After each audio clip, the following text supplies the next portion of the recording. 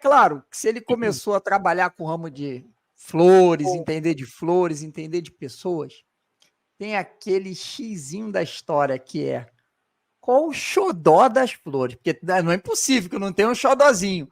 Qual é o xodó das flores que faz você esquecer do tempo e que você tem tanto prazer de cuidar dessa planta?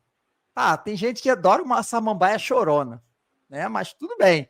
Qual é aquela que é o xodózinho que você esquece do tempo, que você tem muito orgulho em cuidar e vender ela bem tratada para o seu público? Porque deve dar trabalho, porque você tem um estoque, e para cuidar desse estoque, ninguém vai querer chegar lá e ver uma samambaia chorona cheia de folha caindo aos pedaços, e muito menos uma orquídea com cara de suculenta, né?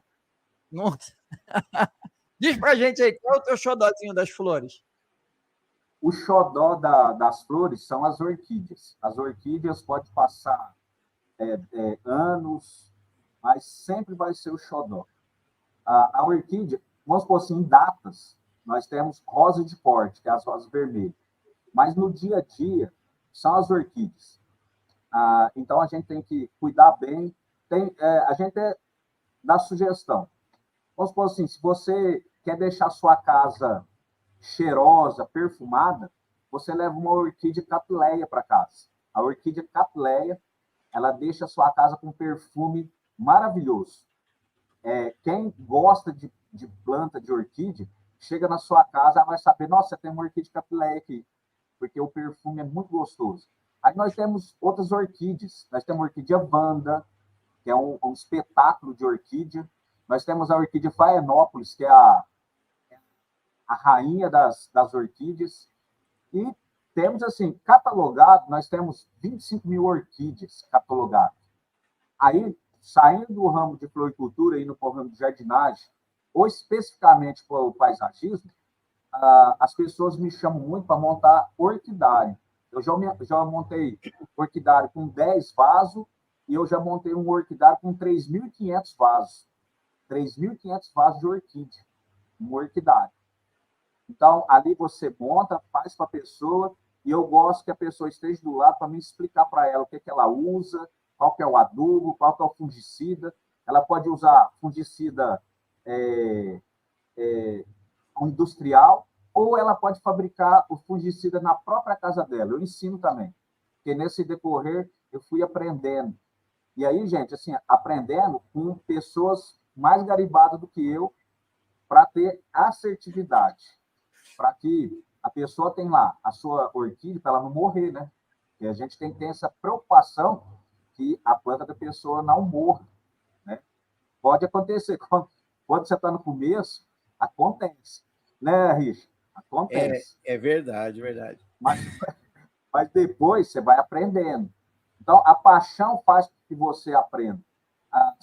Eu, pelo menos assim, eu costumo ficar sempre um pouco depois do horário, ou eu vou para a floricultura fazer experimentos. Fazer experimento para quê? Para me usar no dia a dia. Fantástico. Não, só um pouquinho. O Amarildo fala como se ele estivesse ensinando. A didática dele é incrível, né? Que ele vai falando, parece que ele está te explicando, colocando. Isso é fantástico. Continua, Amarildo. Vou pegar ele na curva agora. Vou pegar ele na curva. Fala você, Richard, que eu vou pegar ele na curva agora, que o público está aqui doido para dar like, está doido para compartilhar. E olha só, eu não sei o que está acontecendo. Vocês já estão seguindo lá, ó, @JadeFloresDecor? Gente, tá lindo o Instagram dele, tem um montão de coisa bacana. E tem uma novidade que está aí chegando no finalzinho da nossa live, que a gente também vai contar aqui, que eu, se fosse você, eu não saía dessa live, não. Mas manda aquela pergunta bacana, Richard, que é que eu estou aqui. Vai acabar com ele, vai tirar aquela coisa bacana para o nosso telespectador ficar sabendo. Mas antes ele estava até fazendo um adendo ali que eu achei interessante, eu até cortei ele, Marido, foi mal aí, mas é que eu não resisti. Mas conclua essa linha de pensamento para a gente poder lascar outra pergunta. Eu só queria continuar. Eu estava falando da floricultura, eu ia fazer 3. A segunda é jardinagem. Sim. A jardinagem ela é técnica. Você tem que saber. Não é só podar grama. Não é só tirar uma folha. Você tem que fazer o conjunto. O William perguntou para mim assim, As pessoas procuram na floricultura, você tem a ensinar. E na jardinagem? O que as pessoas procuram? As pessoas procuram capricho. Gente, capricho. Você vai fidelizar o seu cliente no capricho. Eu falo assim que quando, infelizmente, na minha casa não tem quintal, eu não tenho jardim na minha casa.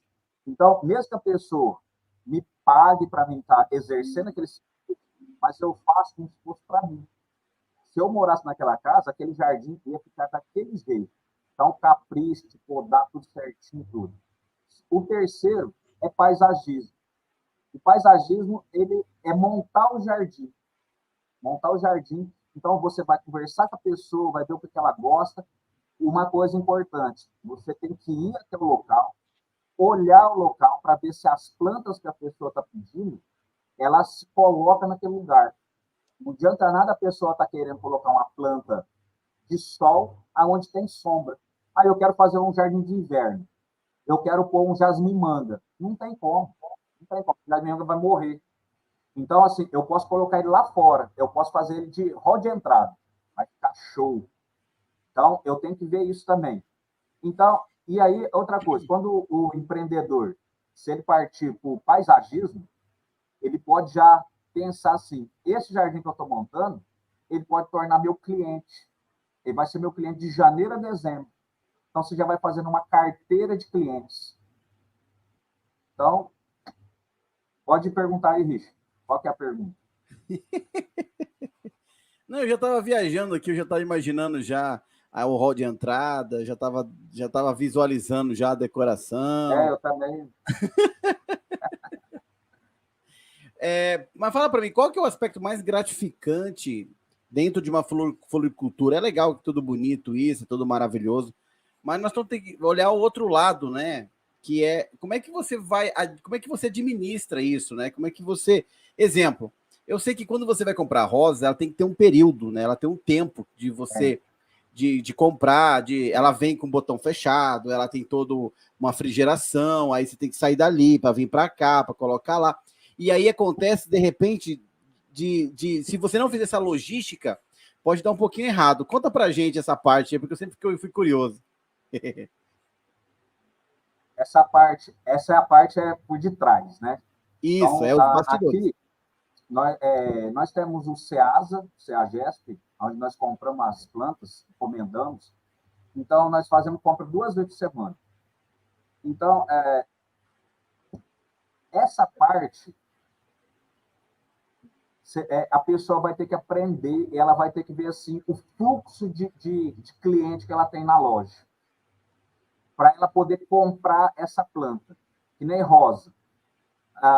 Eu tenho mais saída. Ela tem que fazer fluxo de venda. Tá vendo? Não é só a paixão. Tem que ter organização por trás também. É aí que entra o empreendedorismo. Então, eu tenho que fazer esse fluxo. Como está a minha saída durante o mês? Eu vendo mais no meio da semana ou no final da semana? Então, aí eu vou fazendo a venda e vou vendo. Se eu vendo mais no final de semana, tipo, eu faço compra na terça-feira, eu compro menos rosa. Aí, na sexta-feira, final de semana, que é onde sai mais ramalhete, aonde que a pessoa cria coragem para chegar naquela moça, né? Naquele amor, né? Então, a pessoa deixa mais no final de semana. Então, o meu fluxo de rosa é mais no final de semana. Então, eu tenho que ter essa dosagem, tem que ter. E não, eu vou falar assim, para quem está querendo empreender nesse ramo, não tenha vergonha, pergunte. Ou se você tem um curso, alguma coisa, estude. Eu tenho certeza que quem está passando o curso vai estar te passando a real.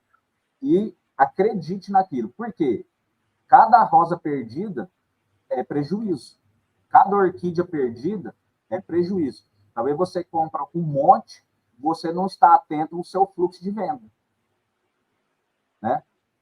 Então, tem os bastidores por trás. Eu tenho que ter rosas para ramalhete, eu tenho que ter flores para fazer coroa funeral, eu tenho vaso funeral, aí eu tenho assim, não é só de rosas, a pessoa chega que é um ramalhete de flores do campo, que é um evento um pouco diferente, Então, eu tenho que ter essa nuance, mas eu tenho que ver no meu fluxo se eu estou tendo saída, não adianta eu comprar.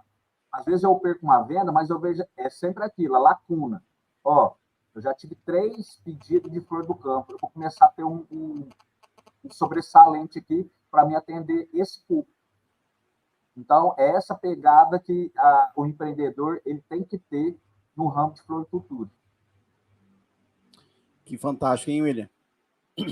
Interessante.